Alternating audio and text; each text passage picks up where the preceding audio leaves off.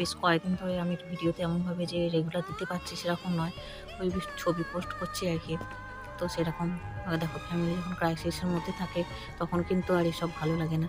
হয়তো ভিডিও করে রেখেছি কিছু কিছু টুকটুক করে, কিন্তু ওই যে এডিট করা সেরকম পক্ষে সম্ভব হয়নি। আমাদের একটা চিন্তা যখন আসে সেটা কাটিয়ে ওঠার পর ভাবি যে এবার বুঝে নিস, তার কিন্তু জীবনে সমস্যা কাটিয়ে উঠতে না উঠতেই আমার বাচ্চাটা অসুস্থ হয়ে পড়েছিল, যার জন্য বেশ কয়েকদিন নানান রকম টেনশনের মধ্যে থেকে কাটাতে হয়েছিল। ভগবানের কৃপায় এখন সোনা সুস্থ আছে। হ্যালো এভরিওয়ান, আমি তনিমা। আমার একটা নতুন ব্লগ নিয়ে তোমাদের কাছে চলে এলাম। সকালবেলায় গোপাল সোনাকে স্নান করানো থেকে শুরু করে সমস্ত দেবদেবী সুন্দর করে পূজা অর্চনাটা কমপ্লিট করে নিয়েছি। আর যেহেতু সকালে স্নান করে নিয়েছি, কাচাকুচিও করেছি, আর এই যে জামা কাপড় সব মেলে দিলাম। আর যেহেতু ছুটি আছে, সোনার বাবা বাড়িতে আছে, মেয়েকে এদিকে দেখো ঘুম থেকে উঠিয়ে একাই উঠে পড়ে, তো ওকে একটু ফ্রেশ করিয়ে এখানে দেখো বাবার কাছে পড়তে বসিয়ে দিয়েছে। তবে আমাদের সবার কিন্তু চা বিস্কিট খাওয়া হয়ে গেছে, ভিডিও আর ক্যাপচার করা হয়নি। মন ভালো না থাকলে দেবে কিছুই ভালো লাগে না। এদিকে দেখো মেয়ে পড়তে বসেছে এখন, আমি এদিকে সকালে টিফিন করে নিয়েছি। মেয়ে এদিকে ভাত তরকারি খাবে, একটু চাটনি দিয়েছি। আর এদিকে সোনার বাবাকে রুটির সন্দেশ আর ওইদিকে কুমড়ো আলুর তরকারি দিয়েছি।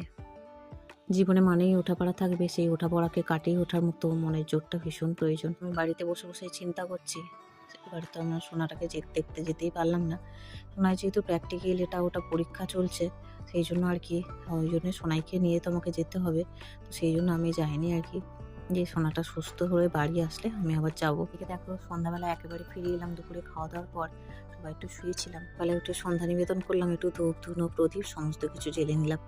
ওই দিন আর কোনো ভিডিও করিনি, ফিরে এলাম একেবারে পরের দিন সকালে। এই দেখো এখনো আকাশে চাঁদ দেখা যাচ্ছে, এখনো কিন্তু পুরোপুরি সকাল হয়নি। অনেকটা ভোরবেলায় আজকে ঘুম থেকে উঠেছি। আজকে আমার কিন্তু যাওয়ার কথা ছিল আমার সোনাটাকে দেখতে, যেহেতু ওই হসপিটালে আবার ভর্তি হয়েছে। সোনাইয়ের বাবা আগের দিন রাতে বলল যে তোমাকে যেতে হবে না, যেহেতু আমি বলেছিলাম হাওড়া থেকে ঘুরে যাব। বলল যে আমি আছি বাড়িতে, আমি দেখে আসি, তারপরে তুমি নয় পরে যেও। তো সেই জন্য সোনাইয়ের বাবা যাবে বললে আমি আর আজকে গেলাম না। আর এদিকে দেখো সকাল সকাল ঘুম থেকে উঠে আমি সংসারের কাজগুলো করে ফেলেছি। সোনাইয়ের বাবা বাড়িতে থাকবে না, আজকে রবিবার, সেই জন্য আর কি সংসারের সব কাজগুলো করেছি। মেয়েকে আবার পড়াতে বসাতে হবে, তো সেই জন্য। এদিকে দেখো গোপাল সোনা রাধারানীকে সুন্দর করে জামা কাপড় চেঞ্জ করে স্নান টান করিয়ে নিয়েছি।